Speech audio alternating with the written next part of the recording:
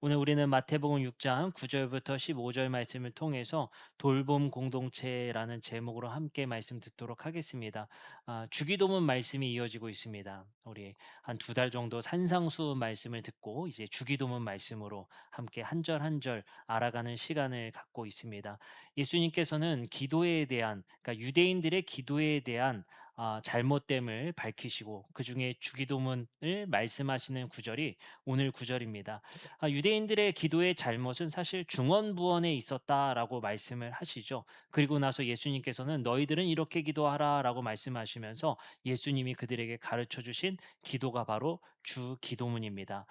오늘 말씀을 이어가기 전에 우리가 먼저 생각해야 될 것은 유대인들의 기도가 무엇이 잘못됐었느냐라는 것입니다. 바로 중언부언에 있다라는 것입니다. 자기가 하는 말이 무엇인지도 모르고 그냥 주저리 주저리 하는 기도가 중언부언이라는 기도입니다. 근데 예수님께서는 이 기도를 부정적으로 말씀하시고 그들에게 기도를 알려주셨다는 거죠. 그러면서 예수님께서는 첫 번째 마디가 무엇이었냐면요. 하늘에 계신 우리 아버지여라고 시작합니다. 근데 제가 말씀드렸죠.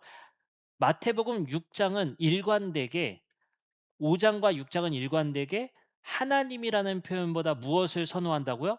아버지라는 표현을 선호한다고 말씀을 드렸습니다. 근데 아버지라는 표현을 굳이 예수님께서 쓰신 이유는 아버지께서 우리의 필요를 아신다는 것, 아버지의 친근성을 부여하기 위해서 하나님이라는 표현보다 아버지라는 표현으로 자주 쓰고 계시다라는 것이죠. 이것과 일맥상통하는 내용인 것입니다. 왜 그러냐면 중언부언이라는 게 무엇이겠습니까? 내가 신에게 중언부언 기도하는 것은 내 필요를 잘 모르실까 봐. 이것저것 다 말해 보는 거예요. 내가 필요한 것이 무엇인지 모를까 봐 이것저것 주저리 주저리 주저리 계속 말해 보는 것입니다. 근데 예수님께서는 그렇게 기도하지 말래요. 아버지는 너희가 있어야 할 것을 뭐 하신다? 아시는 분이라는 거예요. 그렇기 때문에 너희들 그렇게 길게 기도할 필요 없어. 간략하게 기도해도 돼. 왜요? 그분은 너희의 필요를 다 아시기 때문이다라는 거예요. 그래서 놀랍게도요. 당시에 예수님 시대에 있었던 유대인들의 기도문과 예수님이 오늘 가르쳐 주신 이 기도문과 비교해 보면요. 가장 차이가 나는 게 뭘까요? 뭘까요? 가장 차이가 나는 거. 길이에요, 길이. 간략합니다. 유대인들의 기도문은 보통 다섯 여섯 장이 넘어가요. 근데 주기도문 어떻죠? 우리가 모두가 외우고 있을 정도로 짧아요. 그 예수님이 이 기도문을 가르쳐 주신 핵심 요지는 뭐냐면 간략히 기도해라. 왜요? 너희가 기도하는 대상은 아버지시기 때문이다. 아버지는 우리의 필요를 다 아시기 때문에 너희가 그렇게 다 주저리 주저리 기도할 필요 없어. 핵심만 간단히 기도해도 좋아라고 예수님께서 가르쳐 주신 것입니다. 그래서 예수님의 기도는 뭐예요? 핵심만 간단히. 핵심을 말씀하신 거예요. 우리가 기도해야 될 핵심이 무엇일지를 알려주신 것이 바로 기도문입니다. 근데 여러분들 그거 아세요? 오늘 우리가 읽었었던 주님이 가르쳐 주신 기도는 표준이 되어서 성경책에도 있죠, 주기도문. 근데 이 주기도문은요, 누가복음에도 있습니다. 근데 마태복음에서 말하는 주기도문과 누가복음에서 말하는 주기도문이 달라요, 조금. 조금 다릅니다. 아마도 제가 생각하기에는 성경을 연구하는 사람의 입장에서 생각했을 때는 누가복음이 더 예수님이 말씀하신 원본에 가까울 것 같아요. 그 말이 뭐냐면 마태복음은 조금 더 그 주기도문을 세련되게 다듬은 것 같습니다. 근데 누가복음은 조금 더 간략합니다.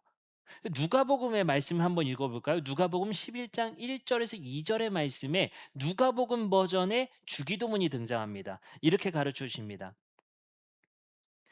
예수께서 한 곳에서 기도하시고 마치심에 제자 중 하나가 여짜오되 주여 요한이 자기 제자들에게 기도를 가르친 것과 같이 우리에게도 가르쳐 주옵소서. 일단 주기도문을 가르쳐 달라고 하는 그 맥락도 다릅니다. 마태복음은 어땠죠? 유대인들은 이렇게 기도하지만 너희는 이렇게 기도하라고 알려주신 내용이에요. 근데 누가복음 버전은 어떻죠? 요한이 자기 제자들에게 기도를 가르쳐 준 것처럼 우리에게도 가르쳐 달라고 하면서 주기도문이 시작됩니다. 그러니까 누가복음 버전을 예수님께서 가르쳐 주신 이유는 뭐예요? 우리에게도 우리의 가치와 정체성이 담겨 있는 기도문을 알려주세요라고 하는 맥락 속에서 알려주신 기도입니다. 그리고 나서 이렇게 시작합니다. 2절이에요. 예수께서 이르시되 너희는 기도할 때는 이렇게 하라. 어떻게 시작해요? 아버지여라고 시작해요. 마태복음은 어떻게 시작했죠? 하늘에 계신 우리 아버지여라고 시작했어요. 근데 누가복음은 어떻게 시작해요? 아버지요. 더 친근해요. 하늘에 계신을 떼고 그냥 아버지여라고 시작합니다. 근데 누가복음은 더 아버지를 강조하고 더 친근성을 강조함으로 아버지여 이름이 거룩히 여김을 받으시오며라고 시작을 합니다. 여기서 더 강조하는 게 뭐라고요? 하늘조차 뗐어요. 우리 곁에 계신 아버지처럼. 그 아버지를 더 친밀하게 가까이 붙여 놓은 게 누가복음의 주기도문입니다. 그러면 아버지를 강조한다는 것의 의미를 조금 더 확장해 보면 누가복음에서는 아버지를 여기에다고도 씁니다. 2장 49절입니다. 예수께서 이르시되 어찌하여 나를 찾으셨나이까 내가 내 아버지 집에 있어야 될 줄을 알지 못하셨나이까 하시니라고 표현합니다. 성전을 뭐라고 부르냐면요. 우리 아버지의 집이라고 부릅니다. 뭔가 누가복음에서는 의도적으로 아버지라는 표현을 사용하고 있어요. 여기서의 의도는 뭘까요? 모든 것이 아버지의 공간이라는 거예요. 그 말은 뭐냐면 내가 있어야 할 아버지의 집이라는 거 뭐냐면요. 안심할 수 있다는 거예요. 내가 밖에 있다가 부모님 집에 들어가면 어때요? 안심할 수 있죠. 친밀성이 있죠. 그거를 강조하기 위해서 누가복음은 이렇게 아버지를 사용하게 됩니다. 그 말은 뭐냐면 아버지여라고 기도할 때 아버지의 표현은 친밀성뿐만 아니라 뭐요? 안전성. 아버지는 어디에나 계시는 분, 아버지의 통제 속에 우리는 살아갑니다라는 의식 속에서 이 기도를 하라는 겁니다. 자, 누가복음 10장 21절에서는 이런 말씀도 있습니다. 그때 예수께서 성령으로 기쁨에 차서 이렇게 말했다. 하늘과 땅의 주님이신 누구? 아버지. 이 이미지를 하나님이 어떤 분인지를 알고 기도하라는 거예요. 그때 부를 때 뭐예요? 아버지요. 그냥 맥락 없이 생각 없이 아버지 아버지 하지 말고 제가 옛날에 그런 생각이 나요. 저희 어머니랑 대중교통을 타고 버스를 타면 버스 운전기사가 브레이크를 콱 밟으면 우리가 앞으로 확 쏠리잖아요. 그때 저희 어머니는 늘 "어이 아버지." 이러더라고요. 그 아버지가 도대체 지금도 누군지를 모르겠습니다. 어쨌든 아버지를 그렇게 찾으세요. 아버지를 찾을 때 우리도 자주 찾잖아요. 우리 권사님들 세대가 더 그러실 것 같아요. 그쵸? 툭 하면 그냥 "아버지. 아이고 아버지." 이렇게 그 아버지가 하나님을 말하는 거예요? 진짜 친아버지를 말하는 거예요? 어쨌든 아버지를 찾잖아요. 근데 예수님께서 말씀하시는 뭐그 아버지라고 부를 때 어떤 이미지, 그분이 누구신지 생각하라는 거. 그분이 누구라는 거예요. 우리의 필요를 다 아시는 분. 우리의 필요를 다 아시는 분으로서의 아버지. 그리고 그분이 누구래요? 하늘과 땅의 주님이신 아버지. 모든 것이 그분의 통제 속에 있는 그 아버지를 떠올리며 이 기도를 하라는 거예요. 그럼 이게 우리에게 어떤 효과를 가져올까요? 어떤 효과를 가져올까요? 그분이 이 우주의 주님이시면서 우주의 통제권자라는 사실을 알고 그분이 어디에 계시나 어디에든 계시다라는 그 안심성을 주고 우리의 모든 것을 아실 수 있는 분이라는 아버지라는 사실을 안다면 우리에게 이 기도가 그리고 우리가 아버지에게 기도한다는 것이 우리에게 어떤 효과를 가져올까요? 평안함을 가져오겠죠. 그분의 통제 아래에 있다는 것. 내가 불행하든 기쁘든 잘못된 일이 있든 좋은 일이 있든 그분의 뜻 안에 있다는 사실을 알 수 있다는 거예요. 이 모든 것이 그분의 통제 아래에 그분의 뜻 아래에 있다는 거예요. 그래서 바울 사도는 이렇게 우리에게 말하지 않습니까? 우리가 감당할 시험 밖에는 주지 않으시는 하나님. 그 통제 안에 있다는 사실을 우리가 깨닫게 된다면 그 하나님이라는 아버지라는 분을 그렇게 부를 수 있다면 우리가 이 기도의 시작부터 그 아버지를 찾을 때 우리에게 평안함을 가져오게 됩니다. 아버지는 자녀를 가장 잘 아시고 아버지는 우주의 주인이시며 그분이 내 아버지라는 사실을 망각하지 말고 잊지 말고 기억하라라는 것이 바로 오늘 주기도문의 시작입니다. 그래서 누가복음은요 앞뒤 다 떼고 뭐요? 아버지부터 찾으라는 거야. 그분이 어떤 분이신지 너가 알지 않느냐? 그분을 찾고 그분에게 기도하라는 거예요. 그리고 이렇게 기도는 이어집니다. 나라가 임하시오며 뜻이 하늘에서 이루어진 것 같이 땅에서도 이루어지이다. 나라가 임하길 기도하라요. 이게 무슨 말을 하는 걸까요? 아버지의 나라가 이 땅에서도 임하길 기도하라는 거예요. 이것은 무엇을 얘기하냐면요. 하나님이 계신 하늘의 통치는 온전하고 질서가 온전하다는 거예요. 그 나라가 어디에서도 이 땅에서도 이루어지길 기도하라는 거예요. 그 이상적인 세상이 하나님의 뜻이 이 땅에서도 온전히 이루어지길 기도하라는 겁니다. 요한계시록 21장 1절부터의 3절은 이 기도가 이루어진 세상을 우리에게 보여주십니다. 이렇게 말씀하십니다. 또 내가 새 하늘과 새 땅을 보니 처음 하늘과 처음 땅이 없어졌고 바다도 다시 있지 않더라. 또 내가 보매 거룩한 성 새 예루살렘이 하나님께로부터 하늘에서 뭐 한대요? 내려오니. 나라가 임하길 기도하며 살다가 마지막 날에 뭐가요? 하늘의 나라가 이 땅에 내려오는 날이 온다는 거예요. 하늘의 나라의 온전한 세상이 이 땅에 내려오는 날이 되게 된다는 거예요. 우리는 많이 배웠어요. 우리는 하늘나라에 가는 것이 아니라 하늘나라가 이 땅에 오게 된다는 사실을. 나라가 이 땅에 임하게 되는 거예요. 이 우리가 사는 이 세상이 온전해지는 것이 구원입니다. 그래서 구원을 다른 표현으로 쓰면요. 회복이에요. 우리가 사는 세상이 온전히 회복되어지는 나라, 그 세상이 이 땅에 내려오게 된다는 겁니다. 3절의 말씀에 보니 이렇게 이어집니다. 내가 들으니 보좌에 큰 음성이 나서 이르되 보라 하나님의 장막이 사람들과 함께 있음에 하나님이 그들과 함께 계시리니 그들은 하나님의 백성이 되고 하나님은 친히 그들과 함께 계셔서 그 나라가 이 땅에 임하면 어떻게 돼요? 하나님과 우리가 함께 있는 세상이 되는 거야. 더 이상 하늘의 아버지가 아니라 우리 곁에 계신 아버지로 이 땅에 나라가 임하게 된다는 사실입니다. 그렇기 때문에 우리는 그 나라가 임하기를 기도하라는 거예요. 그 나라가 온전히 이 땅에 임하기를 기도하라는 겁니다. 근데 여기에는 저는 이렇게 중요한 의미가 있다고 생각해요. 나라가 임하시오며 이 기도를 할 때는 어떤 기도였을까요? 어떤 마음이었을까요? 이 세상이 하늘나라와는 너무 상반된 거예요. 평화롭지가 않아요.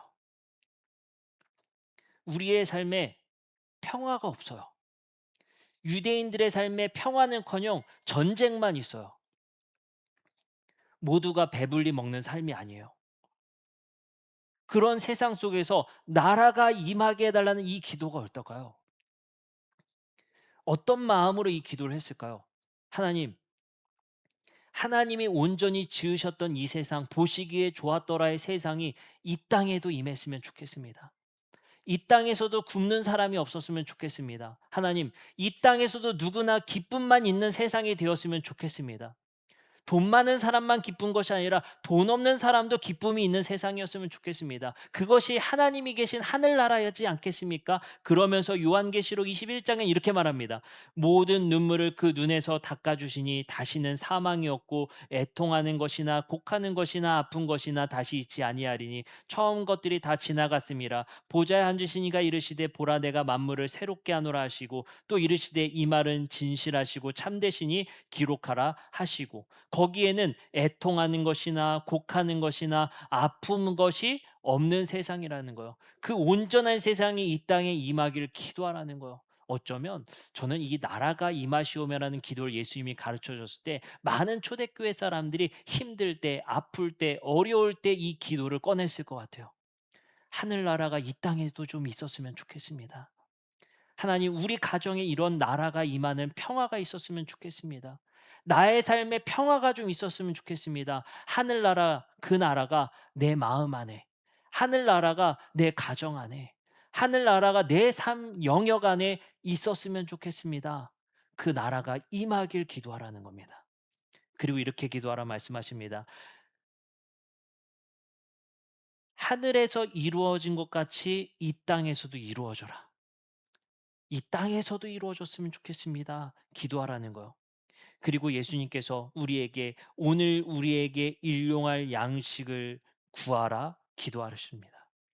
여러분들, 하늘의 뜻이 이 땅에 온전히 임하는 날, 나라가 이 땅에 온전히 임하는 날, 그날을 위해 기도하고 이제 우리의 필요를 기도하라 말씀하십니다. 그 첫 번째 필요는 바로 오늘 우리에게 일용할 양식을 달라는 기도입니다. 여기서 강조점 뭐냐면요. 오늘입니다. 오늘. 언제요? 오늘. 왜냐하면 바로 마태복음 6장 34 절에 넘어가면 예수님이 이렇게 말씀하시거든요. 이렇게 말씀하십니다. 그러므로 내일 일을 위하여 염려하지 말라. 내일 일은 내일 염려할 것이요 한날의 괴로움은 그날로 족하니라. 여기서 뭘 강조해요? 내일을 강조합니다. 예수님 분명히 이렇게 말씀하세요. 오늘과 내일을 구분하는데 너희가 구해야 될 것은 내일이 아니라 언제다? 오늘이다라는 거예요. 우리는 이것을 너무 잊고 사는 것 같아요. 우리는 준비하는 삶만 사는 것 같습니다. 그러나 예수님께서 말씀하신 건 뭐냐면 문제는 준비가 아니라 너가 무엇을 의지하는가에 달려 있다는 거예요. 이게 우리가 시선과 가치관과 정체성을 바꾸라는 중요한 도전이 됩니다. 내일을 위해 사는 것이 아니라 오늘에 집중해 보라는 거예요. 오늘에 집중하는 것. 우리가 살다 보니까요. 내일 것 준비하고 미래를 대비하고 뭐 하다 보니까 오늘 내가 정말 맛있는 레스토랑에 가서도 잘 즐기지 못하는 거예요. 오늘 내가 먹고 노는 것도 내일의 염려 때문에 잘 놀질 못해요. 불안해서 내가 흔쾌히 놀 수가 없습니다. 왜요? 내일이 걱정돼요. 야, 나 이렇게 쓰다가 어떻게 하나? 야, 나 이렇게 하다 결혼은 어떻게 하나? 나 이렇게 하다가 노후는 어떻게 하나? 어떻게 하나, 어떻게 하나 하다가 오늘조차 우리가 누리질 못해요. 내가 사랑하는 사람과 아주 좋은 곳에 가서도 내일을 염려하다가 오늘을 누리지 못해요. 조금만 더, 조금만 더 하다가 오늘을 놓치는 삶이 우리의 삶 아닙니까? 근데 예수님은 여기서 분명히 짚어주세요. 오늘에 집중하라. 오늘의 식탁에 집중하라는 거야. 그래서 제가 이 기도문을 설교를 준비하면서 제가 그런 얘기를 저희 와이프와 가족끼리 식사할 때 그 시간에 집중해야겠구나. 우리 그때 어때요? TV를 보거나 핸드폰을 하거나 여러 가지 할 일이 너무 많아요. 그쵸? 식탁에서도 할 일이 너무 많잖아요. 근데 우리가 그 시간만 온전히 좀 지켰으면 좋겠는데, 온전히 그 사람에게 집중했으면 좋겠는데, 온전히 그 순간에 집중했으면 좋겠는데 우리가 어때요? 다 각자 생각이 바쁘고 어지럽고 여러 가지 복잡한 생각 속에서 그 순간을 잘 못 즐기는 상황이 되어져 버린 것 같아요. 이걸 예수님이 뭐라고 말씀하십니까? 악에서 구원해 달라고 기도하라는 거예요. 이게 악의 정체성이고 악의 가치라는 거 뭐예요? 우리가 서로에게 집중하지 못하게 하는 것. 서로의 관심에 깊이 이해하고 그 사람 말에 집중하지 못하는 것. 제가 이 말을 하면서 저는 사실 자기 반성하면서 말하는 중입니다. 그렇게 제가 저희 와이프 말에 집중하지 못하거든요. 사실 솔직히 말하면 저희 와이프 말이 좀 길어요. 저는 주기도문처럼 짧고 간략하게 하고 싶은 말만 딱 말했으면 좋겠는데 서론이 너무 길어. 그러면 서론 동안 저는 좀 다른 생각을 하고 있습니다. "내가 무슨 말 했는지 알아?" 하면 그때 이제 제가 좀 불안해하죠. 예. 근데 그렇잖아요. 그 짧은 시간 온전히 집중하는 게 얼마나 어렵습니까? 그 짧은 시간 온전히 우리가 사랑하는 사람과 함께하는 그 시간에 집중하는 것이 얼마나 어렵습니까? 왜요? 악은 우리에게 내일을 염려시키거든요. 내일과 미래만 생각하게 만들거든요. 근데 예수님은 뭐라고 하세요? 이게 당연시되는 세상 속에서 충격을 주시는 거예요. 오늘의 것에 집중하라. 내일 일은 내일 염려하고 오늘에 집중하라라고 우리에게 말씀하시는 거예요. 어쩌면 다 아는 얘기잖아요. 근데 이게 다 아는 얘기지만 힘이 있는 게 왜 그런 줄 아세요? 당연시 생각하는 게 악이거든요. 그 가치를 우리가 구분해주지 못하고 분별하지 못하고 당연시 생각하는 게 악이거든요. 악이 원하는 일이에요. 근데 그때 어때요? 우리가 낯선 단어를 던지시는 거예요. 모두가 미래를 바라보고 모두가 내일을 바라볼 때 예수님이 던진 단어는 내일이 아니라 오늘이라는 단어였어요. 거기에 힘이 있는 거예요. 낯선 단어를 예수님께서는 던질 줄 아는 분이었어요. 내일을 생각할 때 오늘에 집중하라는 예수님의 단어. 잠언 30장 8절부터 9절의 말씀에는 잠언의 지혜자는 우리에게 이렇게 말합니다. 곧 헛된 것과 거짓말을 내게서 멀리 하옵시며 나를 가난하게도 마옵시고 부하게도 마옵시고 오직 필요한 양식으로 나를 먹이시옵소서. 혹 내가 배불러서 하나님을 모른다 여호와가 누구냐 할까 하오며 혹 내가 가난하여 도둑질하고 내 하나님의 이름을 욕되게 할까 두려워함이니이다 라고 기도합니다. 너무 부하게도 하지 마옵시고 너무 가난하게도 하지 마옵소서. 이게 바로 오늘날 우리에게 일용할 만큼을 기도하라는 기도 제목의 뜻일 것 같아요. 첫 번째 배운 단어는 뭐예요? 오늘에 집중하라. 두 번째 우리가 보고자 하는 거 뭐예요? 일용할입니다. 날마다의 것을 구하라는 거예요. 이 말은 어쩌면 우리가 너무 부하게도 마옵시고 너무 가난해서 도둑질하여 하나님의 이름을 망령되이 만들지도 마옵시고의 기도와 닮아 있습니다. 우리는 일용할 것을 구하면서 날마다의 것을 구하면서 무엇을 배울 수 있어요? 만족이라는 걸 배울 수 있다는 거예요. 이스라엘 백성들은 애굽에서 탈출시킨 후에 하나님께서 그들에게 교육시킨 첫 번째 교육이 뭐였어요? 만족이었거든요. 그들은 피라미드적 세상에서 이집트에서 무엇을 먹을까, 무엇을 입을까, 무엇을 마실까가 인생의 목적이고 목표인 삶을 살았습니다. 근데 그들에게 어떻게 했어요? 니네 이집트의 가치관을 버려. 이집트의 풍습을 버려. 노예 삼아서 나라 잘 살게 만드는 그 노하우를 버려. 내가 너희에게 새로운 나라의 가치를 알려줄 거야. 그게 뭔 줄 알아? 너가 하나님을 의지하면 매일의 것을 날마다 주시는 그 습관을 배우게 될 거야. 그게 바로 만나와 메추라기 사건입니다. 매일 날마다 주시는 것을 날마다 거두어야 먹을 수가 있어요. 근데 재밌게도요. 그들이 저장하려고 치면 썩어버려요.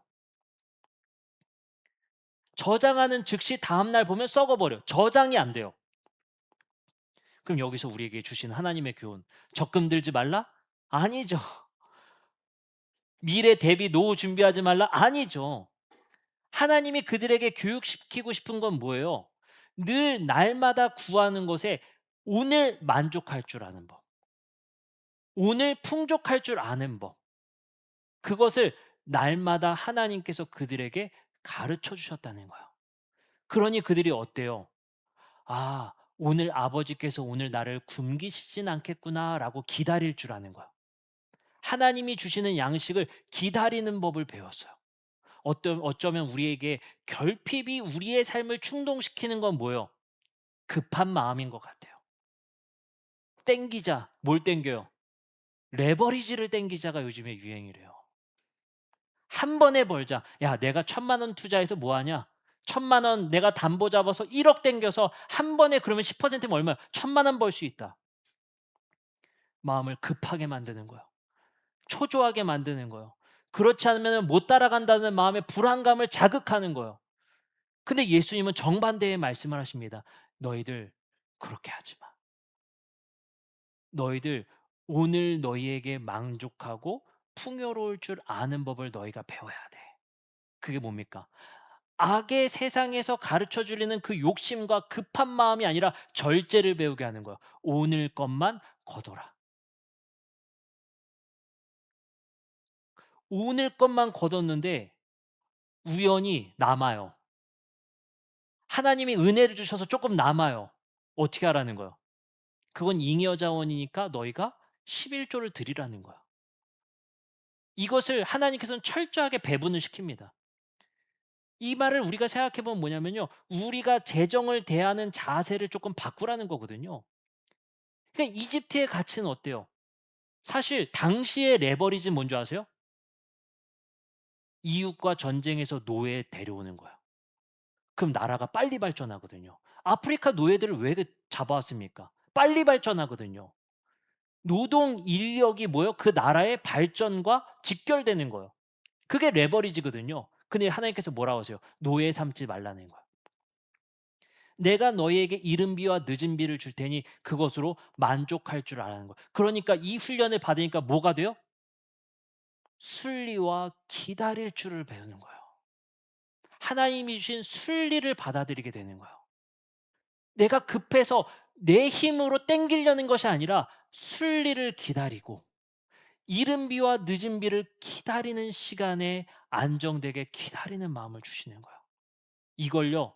여러분들 너무 절망하지 마세요. 40 년을 훈련받았습니다. 몇 년이요? 40 년. 근데도 잘 안 되더라는 거예요. 그런데도 이 악을 걷어내기가 쉽지 않았던 것이 이스라엘입니다. 급한 마음, 초조한 마음, 빨리 성장하고 싶은 마음, 이걸 이스라엘이 끝까지 버리질 못하는 거예요.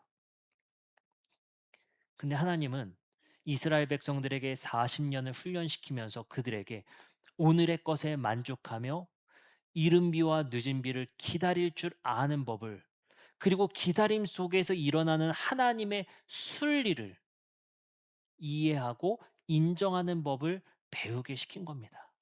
그것이 바로 오늘날 우리에게 일용할 양식을 구하는 기도가 될 겁니다. 어쩌면 우리는 날마다 이 기도를 하면서 잠시 멈춤의 시간을 가질 수 있을 것 같아요. 너무 내 마음이 급했다면, 내 마음이 너무 초조했다면 잠시 숨을 골라 봅시다. 오늘날 우리에게 일용할 양식을 주시옵고. 그렇습니다, 하나님. 내가 너무 내일의 염려 때문에 오늘의 기쁨도 누리지 못했던 것 같습니다. 미래에 대한 염려 때문에 오늘 즐길 것도 즐기지 못한 것 같습니다. 제 고백이었던 것 같기도 해요. 우리의 삶의 미래의 염려 때문에 지금 제일 후회되는 게, 우리 다 그런 것 같아요. 우리 아기 키우는 사람 다 그렇죠. 아, 3살, 4살, 5살 요 예쁠 때 더 할 걸. 다 후회하는 것 같아요. 그때 애들한테 좀 더 집중할 걸. 힘들다고, 피곤하다고, 껄껄하는 게 우리 삶 아닙니까? 예수님이 말씀하신 거예요. 오늘 기도하라는 거예요. 오늘에 집중하자. 그리고 기다리고 하나님의 순리를 배워갈 줄 알자는 것입니다. 그리고 오늘의 기도의 마지막, 오늘날 누구에게? 우리에게 일용할 양식을 구하는 기도인데, 오늘날 나에게가 아니라 우리에게라는 표현을 쓰십니다. 이것은 나에게도 적용이 되지만 우리를 위한 기도가 되게 됩니다. 일용할 양식을 구하는 것은 나는 됐으니 너는 알아서 해라, 나는 됐으니 너도 어떻게 되겠지가 아니라 우리의 필요를 다 같이 구하라는 거예요. 나에게 일용할 양식을 주셨다면 그 사람의 식탁이 비어 있진 않는지 신경 쓰라는 것이 우리를 위한 기도가 되라는 것입니다. 여러분들 재밌게도요. 출애굽 시대에 만나와 메추라기를 거둘 때 법칙이 있었어요. 안식일 날은 만나와 메추라기도 쉽니다. 그래서 언제 걷어야 돼요? 금요일 날 다 걷어놔야 돼요, 미리. 그날은 미리 하루치를 땡깁니다. 걷어요. 근데 뭐까지 걷어야 되냐면요. 뭐까지 걷어야 돼? 그날 거두지 못하는 사람 분량까지 걷어놔야 돼요. 그 말이 뭐냐면, 야, 내 것만 걷었으니까 됐어가 아니라 그날 일 때문에 못 거두는 사람의 식탁도 생각하라는 거예요. 어, 철수야, 너 그날 못 오지? 내가 걷어 놓을게. 이게 오늘날 우리에게 일용할 양식을 구하라는 기도에 우리가 포함되는 이유예요. 사도행전 2장 44절부터 46절에 보니까요. 실제로 이 기도가 현장에서 실현된 이야기를 우리에게 보여줍니다. 사도행전 2장 44절부터 46절입니다. 믿는 사람이 다 함께 있어 모든 물건을 서로 통용하고 또 재산과 소유를 팔아 각 사람의 무엇을 따라 나눠줬어요? 뭘 따라 나눠줬어요? 필요를 따라 나눠줬대요. 근데 여기서 강조하는 건 뭐냐면, 오늘날 우리에게 일용할 양식을 구하라는 것은 내 식탁만 생각하지 말고 이웃의 식탁도 생각하며 기도하라는 거잖아요. 내 것 채워졌다고 끝이 아니라 이웃의 식탁이 비워져 있지 않는지 신경 쓰며 기도하라는 것이거든요. 근데 사도행전의 말씀이 뭐라고 하냐면 각 사람의 필요를 따라 나눠줬다는 거예요. 필요를 따라 나눠줬다는 거예요. 우리에게라는 기도문에는 뭐가 들어있는 거냐면요. 관심이에요. 그 사람이 뭐가 필요한지 알아야지 될 거 아닙니까? 관심을 표하는 기도라는 겁니다. 예수님은 철저하게 이 기도문을 공동체의 기도문으로 주셨어요. 오늘날 나에게 일용할 양식을 주시옵고가 아니라 오늘날 우리에게라는 기도를 반복하면서 뭘 해요? "아유 영연자매 피아노 학원은 괜찮나? 은선자매 공부는 잘하고 있나?" 우리의 필요를 위해 기도하고 생각하는 기도 시간입니다. 나에게만 집중하는 것이 아니라 '우리 상화가 애는 잘 키우고 있나? 상은이 잘 지내나?' 이 생각하면서 기도하며 하는 것이 "우리에게"라는 표현을 주신 거예요. 누구의 식탁은 괜찮을까? 이제 곧 있으면 장마가 온다는데 우리 권사님들 괜찮으실까? 너무 더울 텐데 누구 에어컨은 없는 집은 없을까? 이 생각을 하며 기도하는 것이 오늘날 우리에게의 기도입니다. 그래서 이 기도문은 반복하게 되거든요. 이 기도문을 매일매일 반복하는 이유는 뭐예요? 그만큼 우리가 매일 까먹는 것이 우리에 대한 관심이에요. 타자에 대한 관심을 우리는 나에게 집중하느라 잊어버리죠. 이 기도를 반복하면 적어도 그 시간만큼은 생각해 내게 될 거 아닙니까? 그래서 우리는 "우리에게"라는 기도를 하라고 예수님께서 알려주십니다. 고린도후서 8장 13 절부터 15 절의 말씀에 보면 이 말씀을 좀 같이 읽어 볼까요? 우리 설교의 막바지니까 이 말씀 우리 같이 한번 읽어 보겠습니다. 시작.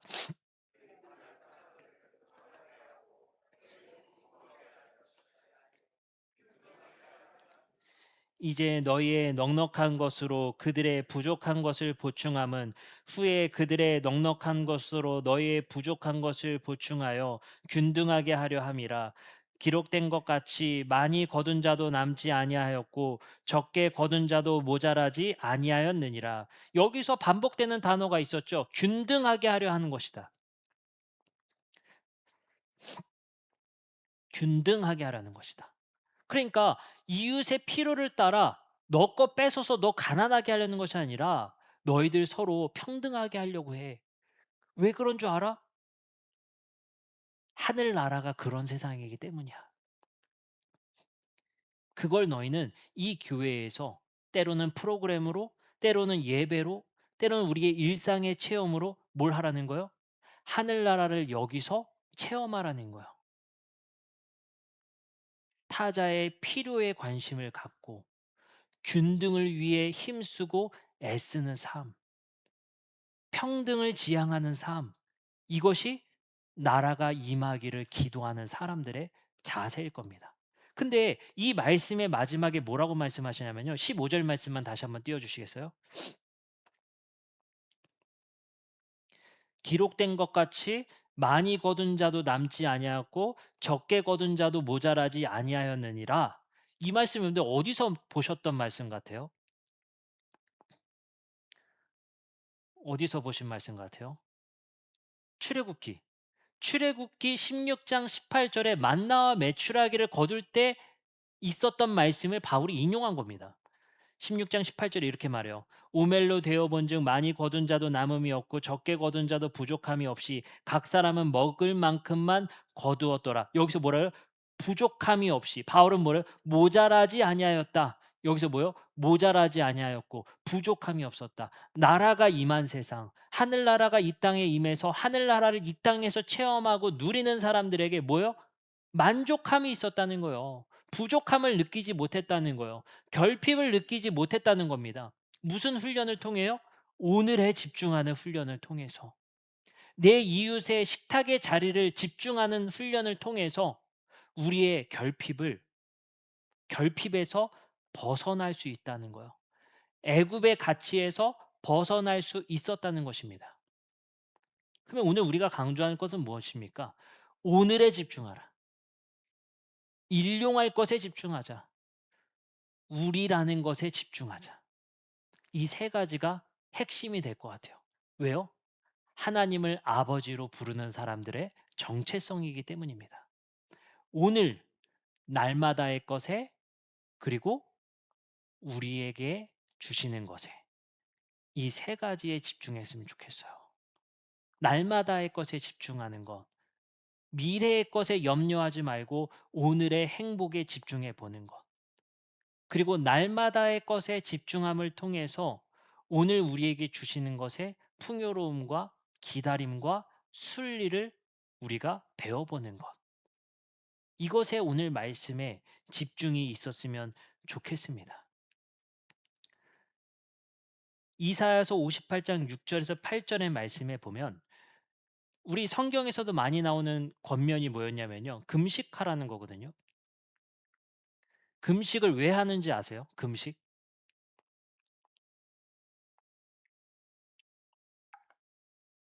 다른 종교에서 금식은 수행에 가깝습니다. 고행에 가까워요. 우리 목회자들도 40일 금식을 한번 하거든요. 대학생 때. 지금은 이제 위험해서 거의 하지 않는 걸로 알고 있습니다. 제가 20 며칠을 하다가 탈출을 했거든요.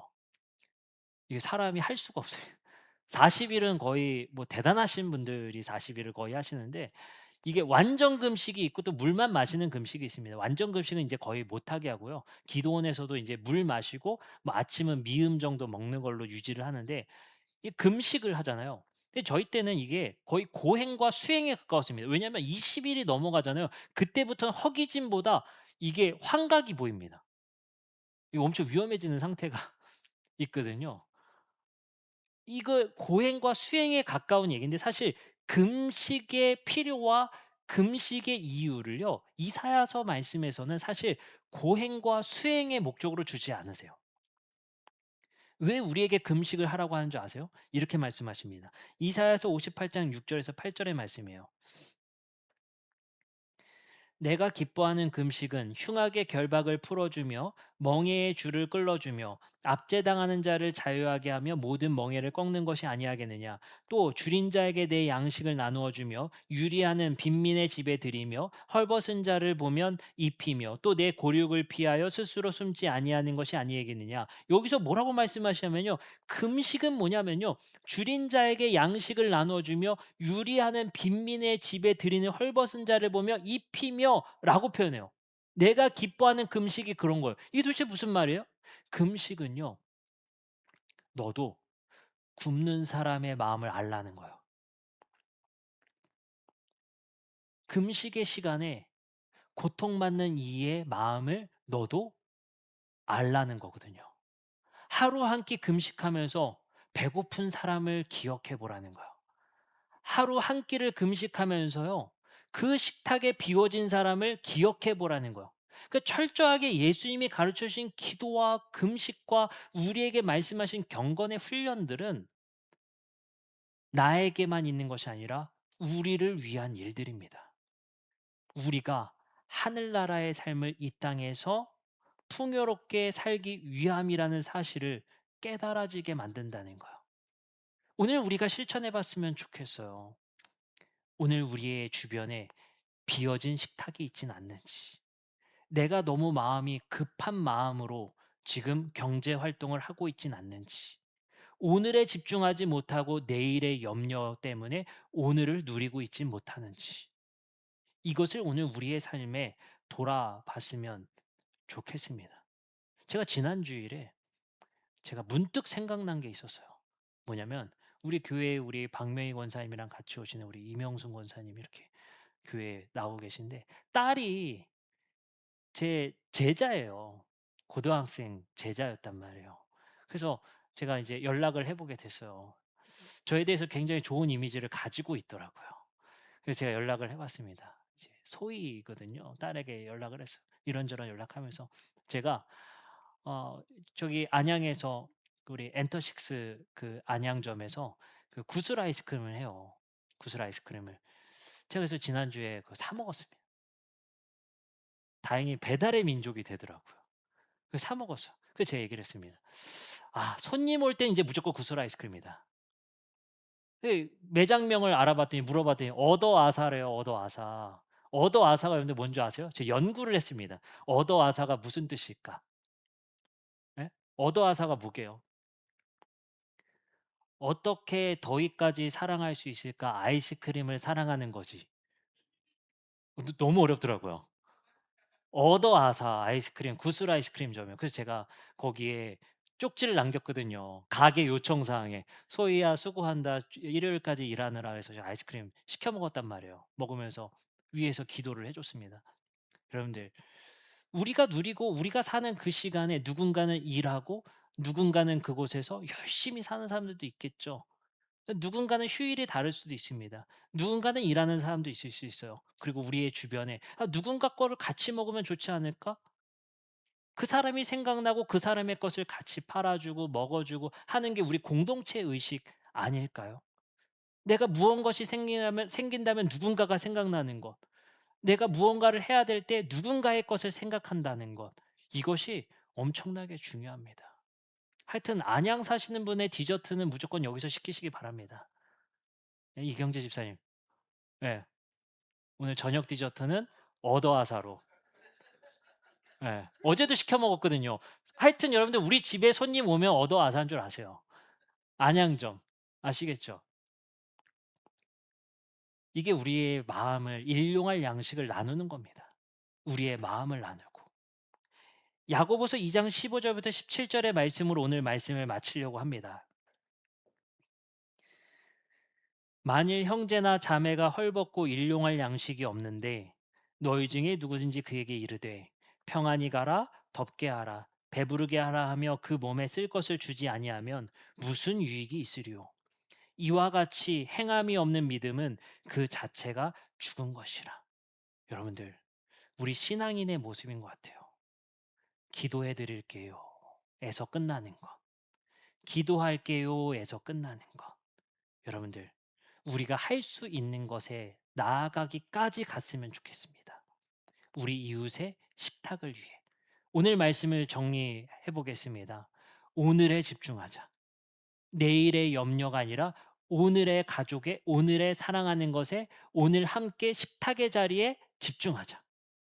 오늘 분주한 것 내려놓고 가족과 식사할 때 우리의 서로의 이야기에 집중해 보자. 첫 번째 실천. 우리에게 여러분들 주변에 식탁에 빈자리가 있는 이웃이 있다면 오늘 바쁨으로 일요일조차 누리지 못하고 쉬지 못하는 사람이 있다면 그 사람을 위해 한번 기도하고 그분의 삶을 위해 함께 기도하자. 세 번째, 일용할 날마다의 것을 구하자. 이것은 순리와 기다릴 줄 아는 법을 배우자. 미래의 것을 계속 당기고 염려하며 사는 것이 아니라 날마다의 것을 구하며 내일의 것은 하나님께 맡겨드릴 수 있는 마음을 갖자. 이 세 가지에 집중함으로 결핍의 시대를 살아가는 우리에게 하나님이 주시는 풍요와 만족이 넘쳐나는 우리 성도님들 되시기를 주님의 이름으로 축복합니다. 오늘 이 시간 우리 함께 찬양하고 기도하는 시간 갖도록 하겠습니다.